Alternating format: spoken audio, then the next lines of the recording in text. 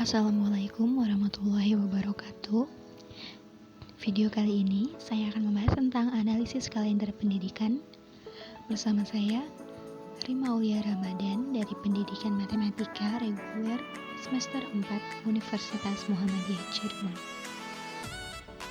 Di sini kita akan membahas yang pertama minggu efektif, kedua tujuan minggu efektif, ketiga manfaat minggu efektif, dan yang terakhir menghitung minggu efektif.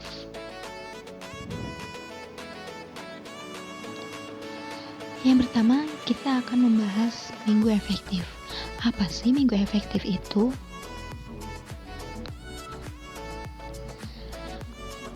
Minggu efektif adalah perhitungan hari dan minggu efektif yang digunakan untuk mengatur kegiatan pembelajaran di sekolah atau madrasah.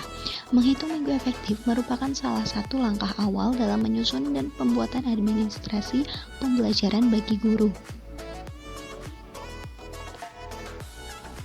Materi kedua, tujuan minggu efektif.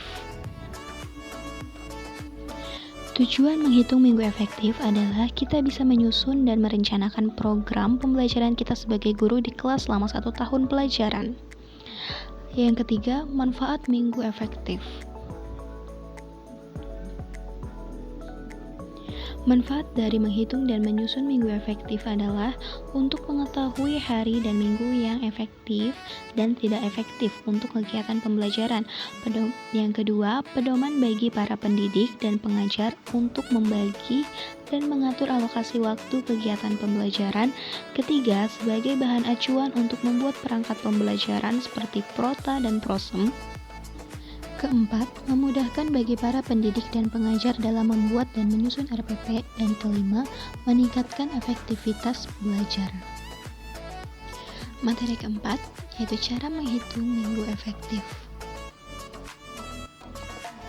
Pertama, siapkan kalender pendidikan. Langkah awal dalam menghitung jumlah minggu efektif adalah perlu kita sediakan kalender pendidikan. Kalender pendidikan tersebut merupakan pedoman baik untuk menyusun program pembelajaran maupun program-program yang lainnya. Kedua, menghitung jumlah pekan.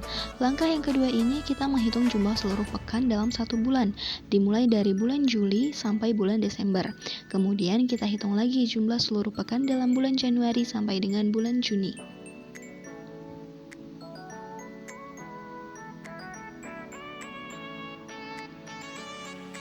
Ketiga, menentukan jumlah hari efektif.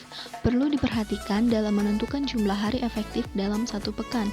Mintalah jadwal mengajar Anda untuk menyesuaikan hari-hari efektif dalam 1 pekan. Keempat, merekapitulasi hari tidak efektif.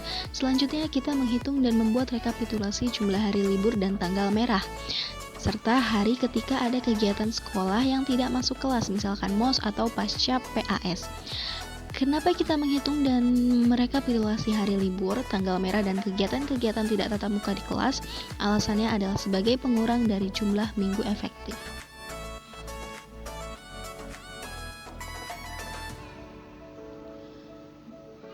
Kelima, menghitung pekan tidak efektif.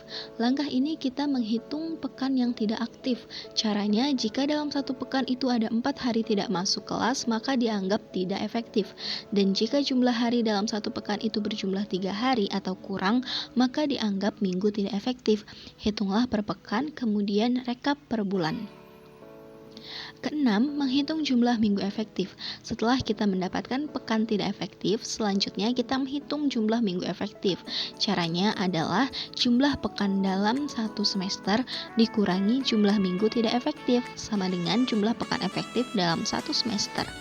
Dan dengan hasil pengurangan tadi, maka ditemukanlah jumlah minggu efektif dalam 1 semester.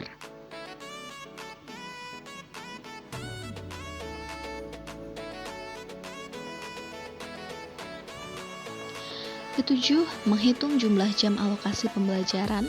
Langkah yang terakhir adalah menghitung jumlah jam alokasi belajar, yaitu dengan mengalihkan jumlah minggu efektif dengan jumlah jam pelajaran 1 minggu dalam 1 kelas. Misalkan mata pelajaran Bahasa Indonesia ada 4 jam pelajaran dikalikan dengan jumlah pekan efektif. Nah, ini kalender pendidikan di suatu sekolah. Ini contohnya.